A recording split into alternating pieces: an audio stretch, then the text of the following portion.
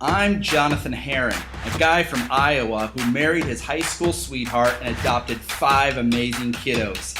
7 years ago, I started a new modern church from scratch that is now the 11th fastest growing church in America. I also wrote a best-selling book on using principles of comedy and leadership, and along the way, I've discovered a passion for helping ordinary people jumpstart their lives and fearlessly chase their dreams and purposes in life.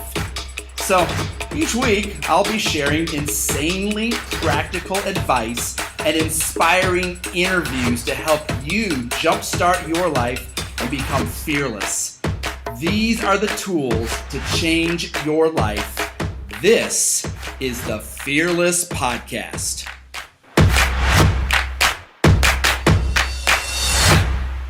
Jonathan Herron here, the Fearless Leadership Podcast. You're not going to believe this. For King and Country is here right now. These guys are amazing. Thank you for your time. We're talking to church leaders right now. Yeah. Help us out. Church leaders have to go on stage just like you guys. How do you stay inspired night after night? You know, here's the thing. Oh, I'm intrigued. We do the same thing. Yeah.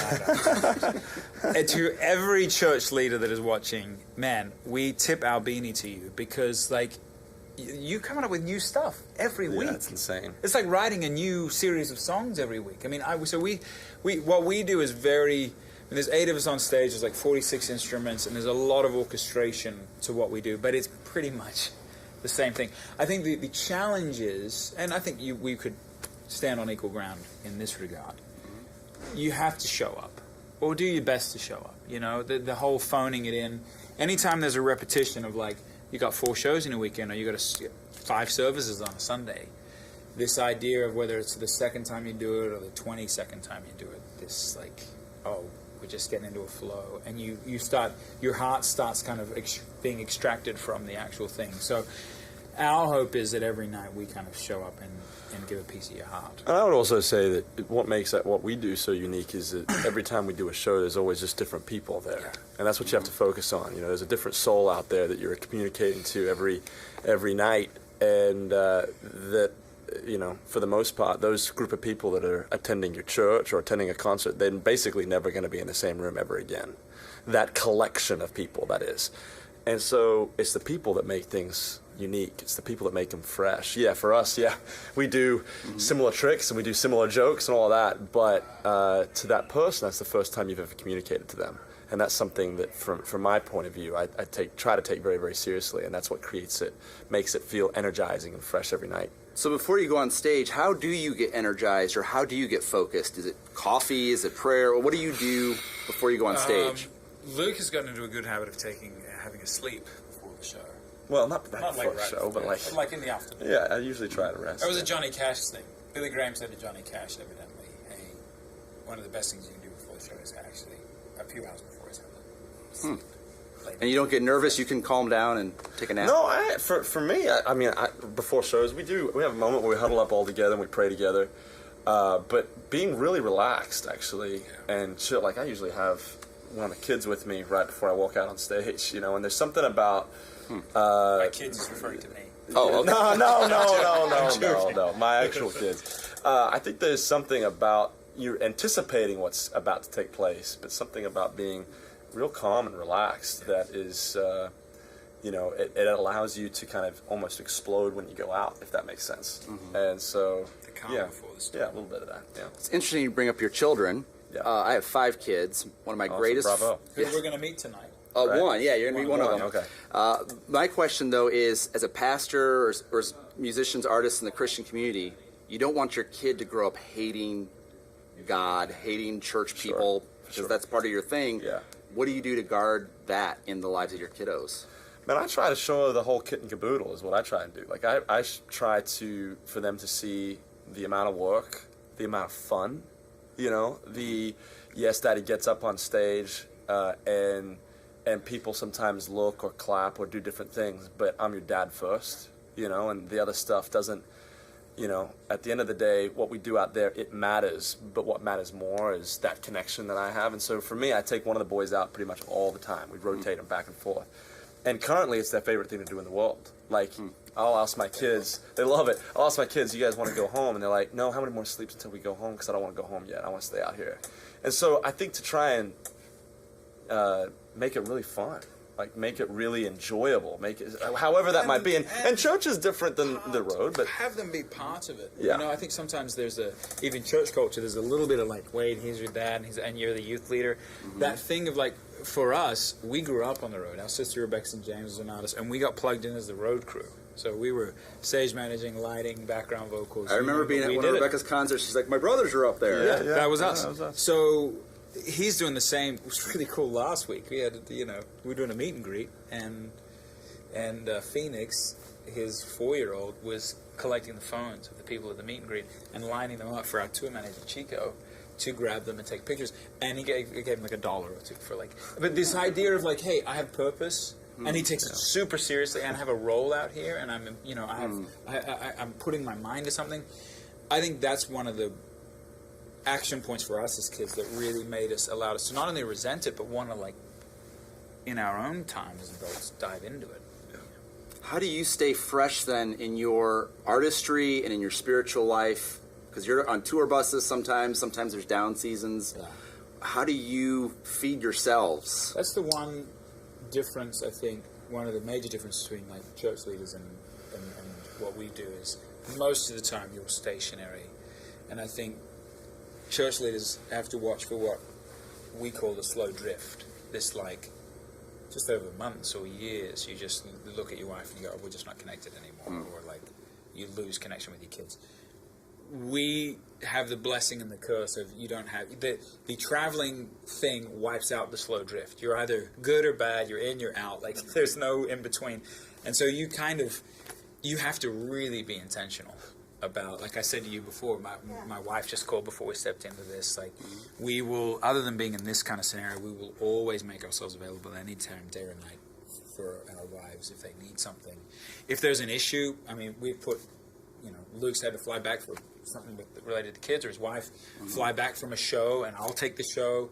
I went to Australia once, he took a few shows, so it's just having this ideology of, man, the first thing has to come first, and that for us is family. And so and we also, practically speaking, we're not the road warriors. Like, we don't go out for 6 weeks, we go out for 4 days. 5 days, maybe a week, and then we'll go back for 3 or 4 days, and so you'll have that really Some normalcy, consistency. absolutely. I looked on it. My habit is every morning when we arrive, I look at the Surrounding areas. location. Oh, hey, that's John Crist on Facetime. Oh, snap. What up, G? Hey, my name's John, too. He's from the mix. We are in Michigan. Why'd you pause me? Don't pause me. We're in Saginaw. We're at what's the place The called? Dow. The Dow. Where's the Dow? You're playing here in 3 weeks. Well, I'm playing there. Yeah. You guys are both sold out. And we're both Is my sold out. cluster bigger than yours? No, it was the same size. I looked at it in the toilet stall. Small, sorry. Yeah. I said, oh, good. Hey, well, you spent all your profit on wardrobe, so that's where we're at. We spend all our freaking profits on having 30 people on the road, and you just rock up with your mic stand and your bottle of Perrier. They're like, hey, we got to advance the show. I was like, nah, we don't. Just have to turn on. It's ridiculous. Hey, man, congratulations. We've been watching, kind of paying attention to the whole thing. It's pretty awesome. Hey, thank you, dude. I appreciate that. I mean, I was gonna see if I could get together with you earlier in this tour to try to brainstorm some things about some new ideas, because I like what you guys do too. Am I on a podcast right now? No, you're not, but it kind of looks like that. You're not. Talking to? I gotta get Oh, this on here. it's John Crist. That's a picture. Hi, John Crist. That's the radio. I'm Mandy. That's Nice to Mandy. meet you. You're not really. You're really not, though. We're just about to do an interview, and they mentioned you, and I thought I'd FaceTime you. Hey, I know that was Mandy because she had her own name tag. We don't even have name tags. Oh, That's big. I like it. Mandy Martin. That's Mandy right. with an I. They told John he should do the interview with us in 3 weeks too. Yeah, you need to do I'm a an nice interview guy. with the mix with John in 3 weeks. Sound me up, dude. Sound Life me Church. up. I'll text you. You're too kind. That was awesome. That's awesome. You guys are cool. I have that. So you got the ears right now of church leaders around the country. What words would you say to them about being fearless, about, man, don't hold back, go after it? What would you say to church leaders? Well, I think that today's generation, you've got to be aggressive in the sense of, what I mean by that is doing exactly what you're talking about. I mean, I think that in church right now, however we can get the attention of youth and of young people, we need to be experimenting with what that looks like. Be creative. Be fearless. Go in there and say, man, this is something that I've always wanted to try. I think at that point, senior executives need to listen to some youth that come in, maybe young youth pastors or young adults teachers saying, hey, I've always done, like, if I was a pastor, if somebody came in and said, I've always wanted to try this, I mean, I would be sitting there going, well, let's give it a whirl, because let's be real, we're losing a lot of youth. You know, we're losing a lot of millennials. We're losing, you know, once our kids are going off to college, we've lost influence over them. And so what can we do? What can we creatively think about to go after those people? That's the question that I would be desperately trying to ask nearly every week. You know, go after the young, you know, go after the out of control, go after the lost in the sense of the ones that, you know, are hard to reach. We need to go reach out to them, you know. Lightning round as we finish this up. Quick answers to silly questions. You ready for this? Yeah. Oh, yeah. He's got his question memorized. That's pretty good. Jeez. So you're both Australian. Yeah. So I need to hear you say in your best Australian accent, that's not a knife, this is a knife. That's not a knife. This is a knife. It's an American thing. Yeah. Can you say wallaby? Wallaby. He's not buying it. Wallaby. That's pretty amazing. And the last serious question. I'm a Gen Xer. I think you guys are millennials. Yeah. So speak to the Gen Xer church leader one more time. Yeah. Because you were hitting it on it with that last question of reaching the millennials. What would you say? I love what the question you posed is, and that is, how can we be fearless? And my simple statement to you, because you are creatives, we are creatives. You go at it from a different, you have spoken word. We put lyrics and melodies together.